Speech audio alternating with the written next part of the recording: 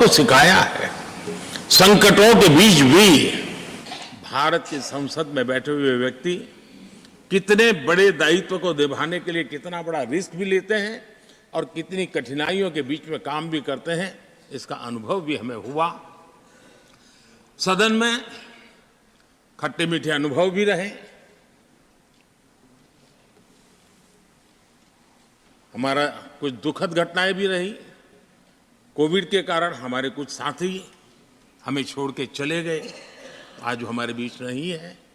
वो भी सदन के इसी कालखंड के कुछ प्रतिभाएं थी जो हमारे बीच से चली गई।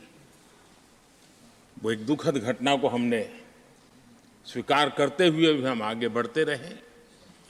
और भी ऐसी कुछ घटना हुई, कभी कभी फैशन परेड का भी हमने दृश्य देखा।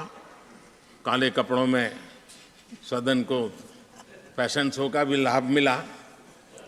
तो ऐसी विविधताओं के अनुभव के बीच हमारा कार्यकाल बीता। और मैं तो अब खरगे जी आ गए हैं तो मेरा एक धर्म तो निभाना ही पड़ता है मुझे। कभी कभी कुछ काम इतने अच्छे होते हैं जो बहुत लंबे समय तक उपयोगी होते हैं। हमारे यहाँ कोई बच्चा कुछ अच्छी चीज कर लेता है, कोई बच्चा अच्छे कपड़े वपड़े पहन करके अवसर के लिए तैयार होता है तो परिवार में एक आध स्वजन आ जाता, अरे किसी की नज़र लग जाएगी, उसको काला टीका कर दो। तो ऐसे काला टीका कर देते हैं। आज देश पिछले 10 साल में समृद्धि के नए नए शिखर सर कर रहा है। एक भव्य दिव्य वातावरण बना है, उसको नजर न लग जाए इसलिए काला टीका करने का आज प्रयास हुआ है।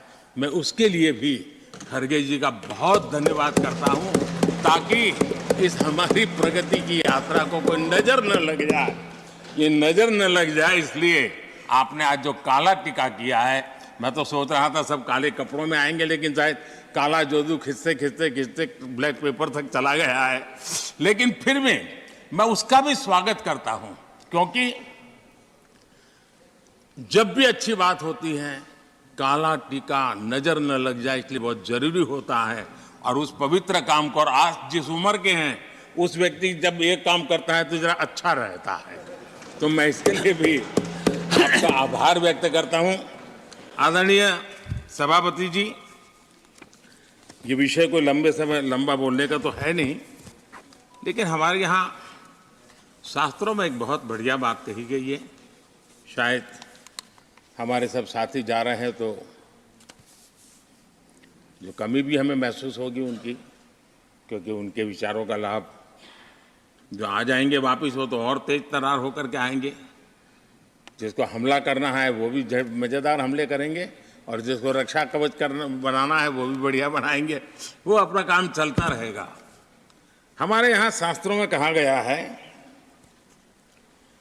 गुणा गुणज्ञेषु गुणा भवन्ति, गुणा गुणज्ञेषु गुणा भवन्ति, ते निर्गुणम प्राप्य भवन्ति दोषाः, ते निर्गुणम प्राप्य भवन्ति दोषाः। आस्वाद्य तोया प्रवहन्ति नद्यः, समुद्र मासादय भवन्तय पेया। उसका मतलब है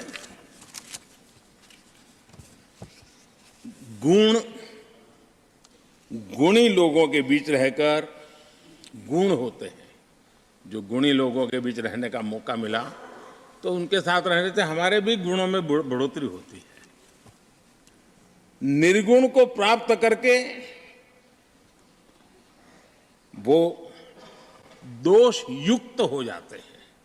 अगर गुणियों के बीच में बैठते हैं तो गुण तो बढ़ जाता है, लेकिन गुण ही नहीं है तो दोष बढ़ जाते हैं। और आगे कहा है, नदियों का जल तभी तक पीने योग्य होता है जब वो बहता रहता है। सदन में भी हर 2 साल के बाद नया प्रवाह आता है, और जब तक बहता रहता है, लेकिन नदी कितनी ही मीठी क्यों ना हो, पानी कितना ही स्वादिष्ट क्यों ना हो, लेकिन जैसे ही समुद्र से मिल जाती हैं वो किसी काम की रहती नहीं है, उसमें दोष आ जाते हैं, दोष युक्त हो जाते हैं। और इसलिए समुद्र को प्राप्त करने के बाद पीने योग्य नहीं रहता।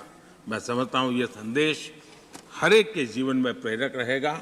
इसी भावना के साथ जो साथी समाज जीवन के एक बहुत बड़े फलक पर जा रहे हैं, इस जीवंत यूनिवर्सिटी से अनुभव प्राप्त करके जा रहे हैं, उनका मार्गदर्शन, उनका कर्तृत्व राष्ट्र के काम आएगा, नई पीढ़ी को प्रेरणा देता रहेगा। मैं सभी साथियों को हृदय से अनेक अनेक शुभकामनाएं देता हूं। बहुत बहुत धन्यवाद।